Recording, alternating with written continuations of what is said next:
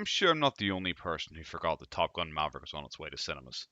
Like, most movies nowadays seem to have some kind of delay, usually when the director or the studio suddenly realizes they've shite the bed, pushing back their inevitable public shaming like a kid who wet the bed, lying there in a warm pool of piss for an hour, wondering just how they're going to convince their mom that it was actually the family dog.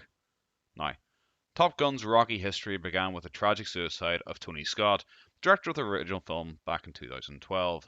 The idea was shelved then for years, until finally greenlit again with plans to release it in 2019. But this was once more pushed back until summer 2020, and then 2021, before finally being released on the 25th of May 2022. The delays are usually connected to some form of reshoot, oftentimes with the studio suddenly deciding they want to change the entire tone of the movie. Like, for example, The New Mutants started off as a horror movie and came out as something. But yes, the main excuse for the delays in regards to this movie was because of the complexities of their chosen filming style, which was quite a brave decision of placing cameras actually inside Navy fighters, where the director apparently had no way to monitor the footage and the actors were trusted to do their own takes. Now, I say that's their excuse because, like, I doubt that's a real reason. Like, I love Tom Cruise, but he's a man of pure ego, and there's no way he would allow his movie to be released on demand or to limited cinema screenings due to COVID. Trailers released back in 2019 show exactly the same footage we got now, so I'm gonna call nonsense on this whole thing. They need more time for the filming style because it appears that most of it was already filmed. It's probably more to do with box office, especially since Tom Cruise usually releases at least one film per year since 2000, and for some reason suddenly took a 4 year gap over COVID. So I'll let you put that together. But honestly, good on him. Tom Cruise might be a lunatic who's one awkwardly timed stunt away from becoming a bloody stain across 3 city blocks, but his lunacy is really what sets him apart. Too many movies would have had the actors sitting in a gyrating chair with a green screen behind them, the actors looking around and reacting to things that simply don't exist, pulling awkward faces to pretend the G-forces are racking their bodies. Here you get to see every bang, every pull-up, dive. The actors get to show their performances often just through their eyes. And the performances are pretty solid throughout as well, with Tom Cruise bringing back his natural charm. Really doesn't seem to have missed a beat since the original. But the problem is the only returning performance apart from him is Val Kilmer, who I don't know, he just feels wasted in this movie. He was brought in more as a crutch, like an emotional gimmick, rather than as an actual character. He's a cardboard cutout pretty much in the only scene he's in. The shot from the trailer where you see his portrait hanging on the wall feels a lot more emotional than anything he actually does in the movie himself. I don't know. To me, it's similar to the recent Ghostbusters Afterlife, where the slightest hint of Harold Ramos's ghost, it's kind of endearing, but then of course they have to go full hog and show the full CGI monstrosity, and then it kind of takes away from it.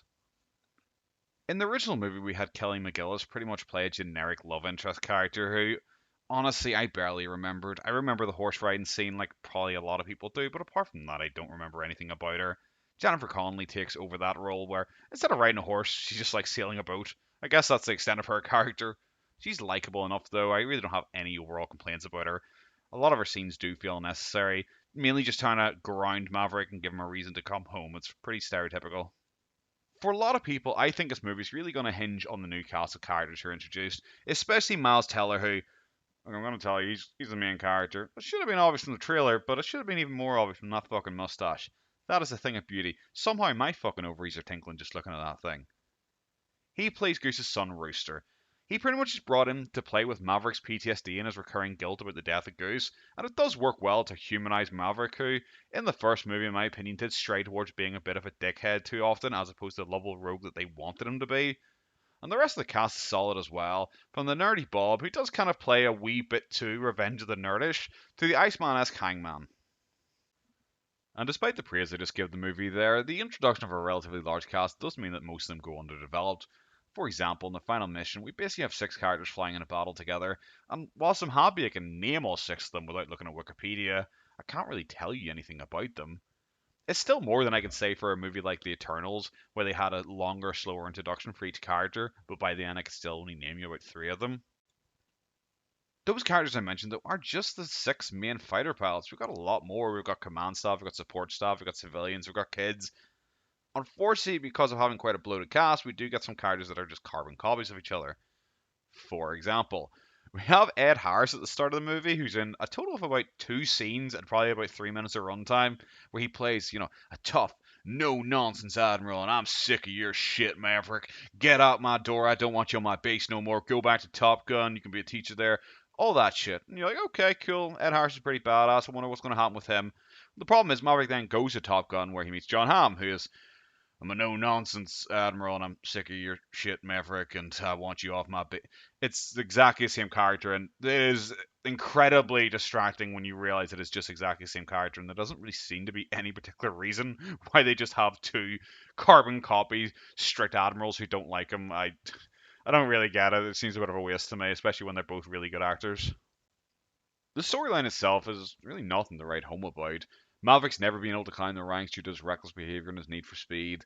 After one too many fuck ups, the Navy suddenly decides to take his wings, and Iceman steps in just in time to get him repositioned back to Top Gun. Pretty much, he's taken back there to train the next generation fighter pilots to pull off what's believed to be a suicide mission, where they have to stop the enemy country from enriching some uranium in their Bondville inspired volcano lair. Tom Cruise pretty much just has to prepare these young men and women for their mission. And it's kind of silly because they're outright told you need to use a less advanced fighter than enemy country. Just kind of because they explained it so quickly that I honestly didn't catch it. All I know is they mentioned GPS is not working, so you can't use a fifth generation fighter, and due to that, you're going to lose your dogfights because they kind of needed to force a wee bit of drama in it. And yeah, they do copy the original movie and the kind of funny decision to repeatedly just name them the enemy country as opposed to naming any specific country. And they give them like a red and black snake G.I. Joe flag. It's a cute wee touch. I like it. The movie's pretty well paced though. There's plenty of action scenes, a lot of smaller training montages kind of scattered throughout the movie, mainly of them just hanging about in their planes and just doing like aerial stunts and maneuvers and all this training. If you're like me and you like planes, I'm sure you'll get a kick out of it. That's my autism. I like to sit there and watch military planes. So if you're like me, I'm sure you're going to get a real kick out of it. Unfortunately, though, they do mess up the whole gradual rising tension thing that they introduce, where at the start of the movie they introduce 12 pilots to us and say, we only need six of these ones, six are being sent home. But whilst they're doing that, the six main characters are all standing together playing pool, and the other six are just kind of standing in the background. And it's like, well, fuck, I wonder which six they're going to pick. The final set piece as well, it's big, it's dumb, it's silly. And whilst I said a second ago, I like military stuff, I like planes, I like war movies. But if you can't turn your brain off, you're probably going to think a lot of this is really dumb and you might not get a lot of joy out of it. Just go into trying to remember. This is like an 80s, 90s movie. It has the crusty admiral who stands up and tells everyone off. And the second he's telling everyone off, Tom Cruise will suddenly ride in just at the right second and steal a plane and do the silly task that no one was able to do, and he does it just in the nick of time, and everyone's like, "Oh, it's really silly and it's goofy like that." That would have been better if they didn't do that scene twice with the two different admirals I already mentioned, where they both times have him just steal a plane and do the impossible thing just as the admiral is making a decision against them. Yeah, like I said, some of this movie does feel a wee bit weird that they do just kind of copy themselves. The movie also feels like one that probably should be celebrated by the diversity first crowd, but I haven't really heard them talk about this movie in any regards. From the initial backlash where the movie decided to remove the Taiwanese and Japanese flag from Tom Cruise's flight jacket to appease the Chinese audience who were, I don't know, being massive bitches. But then they decided to actually just overturn it, just return it to the movie, which pissed off the Chinese, which is pretty good and kind of adds credence to my whole story that maybe Tom Cruise was upset about the whole COVID thing. But yeah, it's weird because the characters like they're incredibly diverse and none of it feels like tokenism. Like none of it feels forced or unbelievable. Like Phoenix is just one of the boys when she's a pilot, even stealing one of Vasquez's famous lines. Hey, Vasquez. Have you ever been mistaken for a man? No. Have you? Oh, Vasquez. You're just too bad.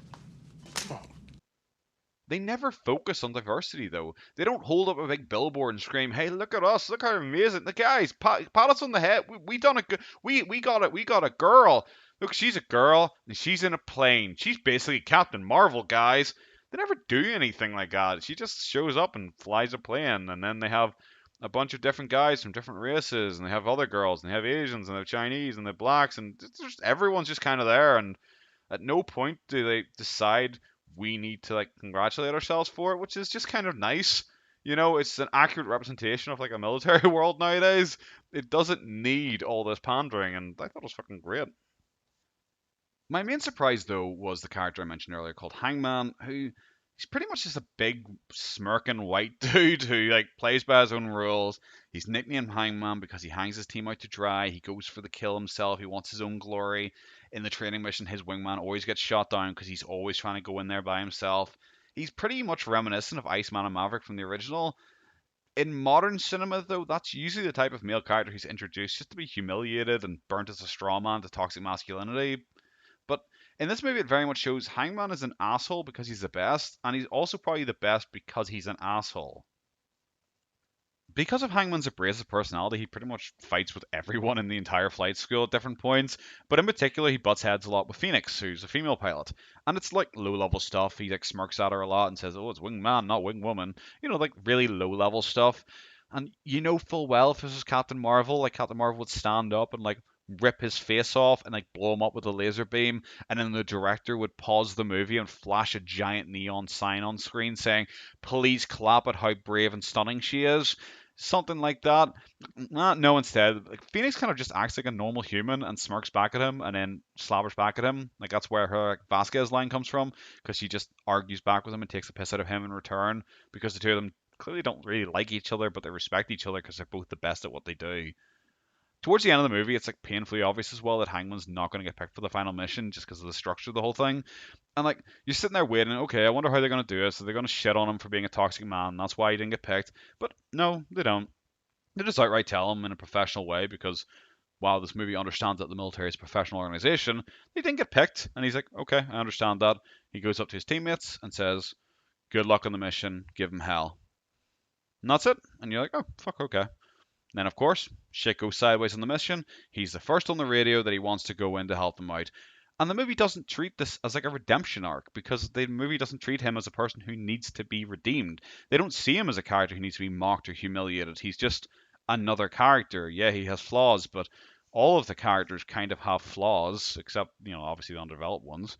But yeah, it's weird. It's kind of like this movie, like, understands the military. Like a lot of movies don't understand that military, the police, a lot of people in them have like different personalities. Like you have the oh shit, things just hit the fan personality, and the normal personality where you're a bit more jokey. The oh shit one is you're very professional, which comes into play in this movie. It's nice to see that someone actually kind of recognized that instead of just being like, "Oh, he's a dickhead. He's gonna get you all killed on a mission." It's like, well, not really. Like he's clearly a good pilot. He'll obviously try and help you out in a mission, which he does. So, in conclusion, yeah, I like this movie a lot. Like I said, it's my kind of autism. Yes, the final combat sequence is more like Ace Combat than it would be for like a realistic depiction of actual warfare. But I'd rather have something like this for this tone of movie, where it's just fun and goofy and over the top, kind of like a Mission Impossible movie, rather than actual like combat where it's 100 miles apart, kind of missile locking each other and firing off, and you never see each other. This kind of fits more and is more fun. We also get a passing of the torch at the end of the movie where it looks like Hangman and Rooster are going ahead as the main characters, and if that's the case, I'd support it. Hangman's a great character because he's so unusual, and Rooster's just a good character in general. So yeah, I know everyone's kind of been waiting for this. Yes, there is a sports scene. Yes, it takes place on the beach, but no, fortunately, it's not playing with the boys. It's not beach volleyball, and yes, unfortunately, SJW's won again, and they put girls in it, so it is considerably less gay, so it is considerably less fun. I know. I'm sorry, guys. I had to ruin it for you. Don't watch the movie 1 out of 10.